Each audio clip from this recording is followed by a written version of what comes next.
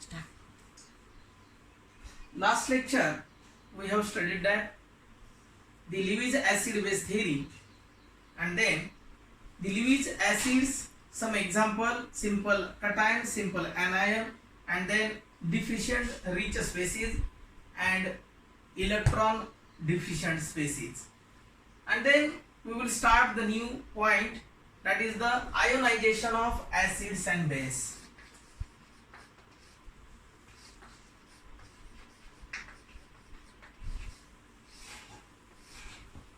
New point is the ionization of acids and bases. Acids and base are classified into different types. First one is the strong acid, weak acid, strong base,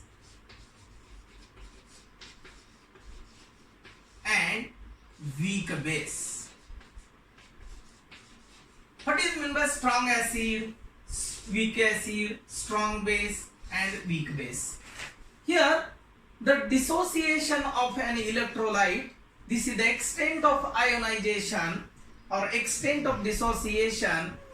It containing the electrolyte is a dissociate into strong acid according to the Arrhenius theory. The acid is also dissociate into H++ another A- ion. Means one is the cation, another one is the anion, and then this example is given: hydrochloric acid HCl is a dissociate into H++ Cl1- ion. Means that any electrolyte which containing H+ ion is a dissociate into more H+ ion is called as a strong acid. Suppose consider example, if you taken any acid into the beaker and then the HCl is a dissociate into water, then you can obtain the H+ ion is also more, or extent of ionization is more, or the H+ ion production is more. This is called as a strong acid. Strong means that extent of ionization or extent of this H+ ion is more, is called as a strong acid. Comparatively weak acid. Strong acid having different example: hydrochloric acid, another one is the H2SO4, sulfuric acid, then HNO3, nitric acid. So many examples are included in a strong acid. Second one is the weak acid. Example, CH3COOH. This is the acetic acid. The acetic acid is a dissociate into H++ CH3COO- ion. This is the production of H+ ion is very less or low concentration or low percentage, extent of ionization is very low. This is called as a weak electrolyte. Means that acid, according to the Arrhenius theory, the substance which dissolve into the aqueous medium, it produce H+ ion. The percentage of H+ ion is less or low. This is called as weak acid. Means that extent of ionization is low or H+ ion production is low, is called as weak acid. Different example of weak acid, that is the HCN, then again formic acid HCOOH. The example of weak acid. Weak acid, the electrolyte is a dissociate into H+ ion is a very less, is called as weak electrolyte or weak acid. Then strong base. The extent of ionization or weak electrolyte is a dissociate into OH- ion. According to the Arrhenius theory definition of base, the substance which containing OH- ion is a dissolved into the aqueous medium, it produce OH- ion is called as a base. Example is sodium hydroxide. Then another potassium hydroxide. NaOH is a dissociate into Na plus OH- ion, and then OH- ion concentration is or this is the high concentration or more concentration of OH minus ion, production of the OH minus ion is high. This is called as strong base. Any electrolyte, according to the theory of Arrhenius, the OH minus ion concentration is more. This is called as a strong base. Different example, sodium hydroxide, potassium hydroxide is the example of strong base. On the other hand, weak base. The extent of ionization about the base, according to the Arrhenius theory, ammonium hydroxide. This is the ammonium hydroxide. It containing OH minus ion, it dissociate into NH4 plus OH minus ion. They can be dissociated into OH minus ion. This extent of ionization is low, or the less ionization of this salt. OH minus ion dissociation is low, or the production of OH minus ion is low. It's called as a weak acid. The weak base, and then weak base having different examples. Strong base having another example is the NaOH, KOH. Then strong weak base containing MgOH twice, AlOH thrice. There are the different example of weak base and strong base. Then in this ionization of acids and base, according to the Arrhenius theory, this strong electrolyte and weak electrolyte containing strong acid, weak acid, strong base, weak base. And then next point is the dissociation of acids and base. Dissociation of acids and base. Here, dissociation constant is denoted by K. The K term is also expressed in a dissociation constant.